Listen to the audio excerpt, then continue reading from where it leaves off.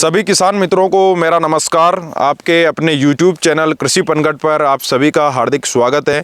आज हम लहसुन में कंद की साइज को कैसे बढ़ाया जाए, उसके अलावा जब लहसुन के पौधे में कंद का निर्माण हो रहा होता है उस समय पौधे को कौन कौन से पोषक तत्वों की आवश्यकता होती है, उसके अलावा 80 से 100 दिनों की जब लहसुन की फसल होती है उस समय क्या हमें ज़मीन से खादें डालनी चाहिए या नहीं डालनी चाहिए। और मार्केट के अंदर ऐसी काफ़ी सारी दवाइयाँ आ रही हैं जिन पर कंपनियाँ दावा करती हैं कि इनका स्प्रे करने से कंद की जो साइज़ है वो दुगुनी हो जाएगी या पैदावार आपकी बढ़ जाएगी। तो ये चीज़ें सही हैं या गलत हैं, इन सभी के बारे में आज के इस वीडियो में हम विस्तार से बातचीत करने वाले हैं।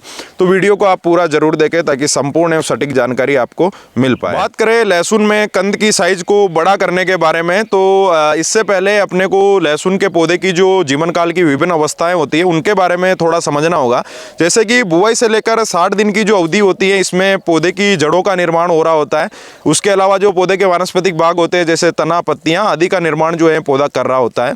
तो इस अवस्था में जिन पोषक तत्वों की पौधे को आवश्यकता होती है वो पोषक तत्व अगर आपने सही मात्रा में डाले हैं, उसके अलावा सिंचाई जो है आपने सही समय व सही मात्रा के अनुसार की है और पौधे में शुरुआती अवस्था में किसी भी रोग कीट का प्रकोप नहीं हुआ है, तो ऐसी अवस्था में जो क्या है पौधे का जो जड़ तंत्र है वो भी पूर्ण रूप से विकसित होगा। पौधे का तना भी अच्छे से मजबूत तना बनेगा। उसके अलावा जो पौधे की वानस्पतिक जो पत्तियां वगैरह हैं उनका भी निर्माण अच्छे से होगा। और जो शुरुआती अवस्था जो है इसके अंदर पौधा खुद को तैयार कर रहा होता है आगे की स्टेज में जाने के लिए, जिसमें पौधे को कंद का निर्माण करना होता है, जिसे रिप्रोडक्शन स्टेज हम बोलते हैं। तो क्या है कि अगर शुरुआती अवस्था में आपने मैनेजमेंट अच्छा किया है तो पौधा जो है मजबूत बनेगा और उसका जो जड़ तंत्र वो है वो भी अच्छे से विकसित होगा। और इसी अवस्था में आप फसल को देख के अंदाज़ा लगा सकते हैं कि आगे कंद की साइज़ कैसे आने वाली है और पैदावार जो है वो कैसी रहने वाली है। अगर पौधा कमज़ोर है, वो अच्छे से विकसित नहीं हो पाया है, तो निश्चित रूप से उसकी जो कंद की साइज़ है वो छोटी रहने वाली है। तो शुरुआती अवस्था में आपको थोड़ा ध्यान देना है। उसके बाद जब क्या होता है कि इस अवस्था के बाद में पौधा जो है अपनी रिप्रोडक्शन स्टेज में इंटर हो जाता है। रिप्रोडक्शन स्टेज में पौधे में कंद का निर्माण होता है। अब जब शुरुआती अवस्था में पौधा अपना तना ही अच्छे से विकसित नहीं कर पाया, उसका जड़ तंत्र पूर्ण रूप से विकसित नहीं है, तो उसमें कंद बड़ा नहीं बन पाएगा, क्योंकि उसका जो है जड़ों का विकास पूर्ण नहीं है, तो वो ज़मीन के अंदर से उतनी न्यूट्रिएंट अपटेक उसकी नहीं रहेगी। उसके अलावा ऊपर का वानस्पतिक भाग कम है तो वो फोटोसिंथेसिस की प्रक्रिया जिसे प्रकाश संश्लेषण कहते हैं वो भी कम होगा, जिससे पौधा भोजन वगैरह का निर्माण भी कम करेगा। अब क्या होता है कि जैसे ही पौधे में कंद का निर्माण होना चालू होता है तो किसान भाई जो क्या करते हैं शुरुआती अवस्था में फसल में इतना ध्यान देते नहीं है। जैसे ही उसके अंदर कंद का निर्माण होना होता है इस अवस्था में पौधे कमज़ोर दिखाई देते हैं तो खाद उर्वरकों की जो है वो ओवरडोजिंग करना इसके अंदर चालू कर देते हैं। तो अब क्या है कि एक साइंस अपने को यहाँ पे सीधी सी समझनी है कि अगर फर्टिलाइज़र आप ज़्यादा डाल रहे हैं तो आप ऐसा सोचते हैं कि इससे कंद की साइज़ बढ़ जाएगी, तो वो संभव नहीं है, क्योंकि पौधे का जड़ तंत्र ही अच्छा नहीं है। तो वो जो खुराक वगैरह आप दे रहे हैं उसको ले ही नहीं पाएगा और पौधा जो है वो पूर्ण रूप से विकसित नहीं है, तो उसको जितना अमाउंट में चाहिए वो उतना ही यूज कर पाएगा। ऐसा नहीं कि आप अपन ज़्यादा डालेंगे तो पौधा ज़्यादा जो है अपटेक कर लेगा या उसके कंद की साइज़ जो है दुगुनी हो जाएगी।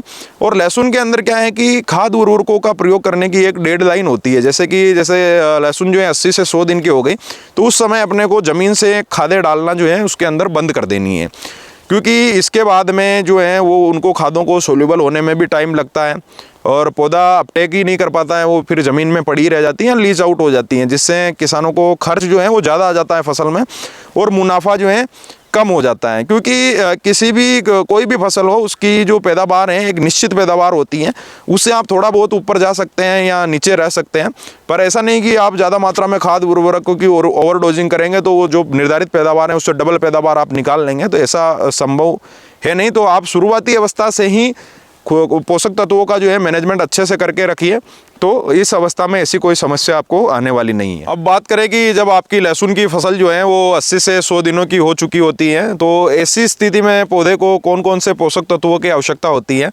तो जब इस अवस्था में लहसुन होती है तो उसके अंदर पौधे के अंदर कंद का निर्माण जो है वो चालू रहता है।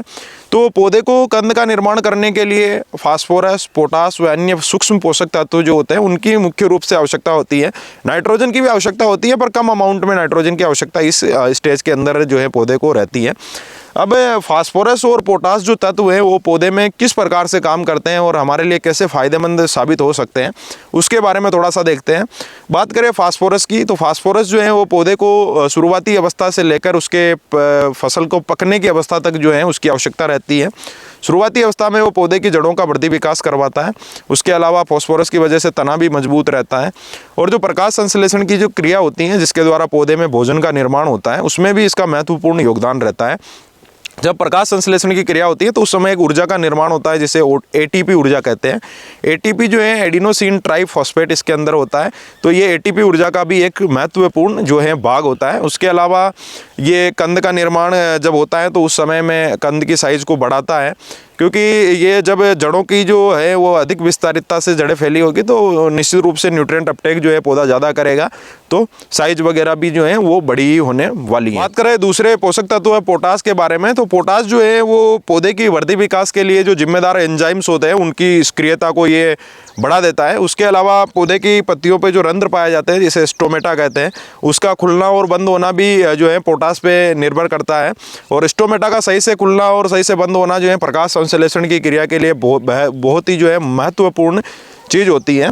दूसरी चीज़ क्या है कि जो पत्तियों के द्वारा जो भोजन का निर्माण होता है उस भोजन को ये पौधे के अंदर फ्लोएम जो एक ट्रांसपोर्ट सिस्टम होता है पौधे का, तो यहाँ पे जो भोजन डेवलप होगा उसकी ज़रूरत जब पौधे में कंद का निर्माण हो रहा होता है तो पौधे को यहाँ पे पड़ती है। तो अगर पोटास की मात्रा अच्छी है तो वो पोटास जो है उस भोजन को यहाँ से ट्रांसफ़र करके कंद तक लाता है। अगर पोटास की मात्रा कम है तो वो जो पौधा जिस भोजन का निर्माण कर रहा होता है, जो कंद बनाने के लिए आवश्यक रूप से चाहिए होता है, वो यहाँ तक सही रूप से ट्रैवल करके पहुँच नहीं पाता है, जिससे कंद की जो साइज़ है वो छोटी रह सकती है। दूसरी अगर बात करें कि पौधा जो जड़ों से जो खुराक पानी ज़मीन से हम खुराक देते हैं उसको ग्रहण करता है, उसमें भी पोटास का मुख्य रोल होता है। यहाँ से जड़ों से जो ट्रांसपोर्ट होता है पौधे में ऊपर तक वो भी पोटास के थ्रू होता है। तो पोटास की अच्छी मात्रा होने से कंद की क्वालिटी, कंद की साइज़ भी बढ़ेगी। उसके अलावा रोग प्रतिरोधक क्षमता भी पौधे की बढ़ा देता है। तो ये सारी चीज़ें जो है वो पोटास के द्वारा पौधे में होती हैं, तो बहुत ही महत्वपूर्ण पोषक तत्व है। इसके अलावा बाकी सारे जो माइक्रोन्यूट्रिएंट्स हैं, सूक्ष्म पोषक तत्व हैं, उनकी भी अलग अलग भूमिकाएं पौधे के अंदर होती हैं, तो वो भी इस स्टेज में अपने को डालना बहुत ही आवश्यक रूप से जो है ज़रूरी होता है। तो इन सभी पोषक तत्वों की पूर्ति करने के लिए अपन यहाँ पे NPK जो आता है 05234 इसका स्प्रे कर सकते हैं। ये वाटर सोल्यूबल फॉर्मुलेशन में पाया जाता है। जो पानी में घुलनशील उर्वरक होते हैं ये बहुत ही जल्दी से इनको पौधा जो है ग्रहण कर लेता है। तो 05234 का स्प्रे आप ऊपर से कर सकते हैं। इसकी मात्रा आपको 5 ग्राम प्रति 1 लीटर पानी के हिसाब से रखनी है और इसका स्प्रे करना है। इसके साथ में आप जो है माइक्रोन्यूट्रिएंट ऐड कर सकते हैं सूक्ष्म पोषक तत्व जो होते हैं, जिसमें अगर चिलिटेड फॉर्मुलेशन पे अपन जाएँ तो मल्टीप्लेक्स कंपनी का प्रो किसान आता है। ये आप 1 ग्राम प्रति लीटर पानी के हिसाब से इसकी मात्रा रख सकते हैं। उसके अलावा दूसरा जो है आपका मल्टीप्लेक्स का एक क्रांति आता है, इसमें लिक्विड फॉर्मुलेशन में जो है माइक्रोन्यूट्रिएंट्स होते हैं। इसकी मात्रा आप 1 लीटर पानी पे 2 ml रख के स्प्रे कर सकते हैं। तो 05234 आप 5 ग्राम ले लीजिए और माइक्रोन्यूट्रिएंट जो बताई गई मात्रा के अनुसार दोनों को मिक्स करके आप स्प्रे करिए, तो अच्छा रिजल्ट जो है आपको इसके अंदर मिलेगा। अगर वीडियो में दी गई जानकारी आपको अच्छी लगी हो तो हमारी इस वीडियो को लाइक करें, उसी के साथ में चैनल को सब्सक्राइब करें। अधिक से अधिक किसानों तक इस वीडियो को आप शेयर करें। वीडियो को पूरा देखने के लिए धन्यवाद। जय जवान जय किसान।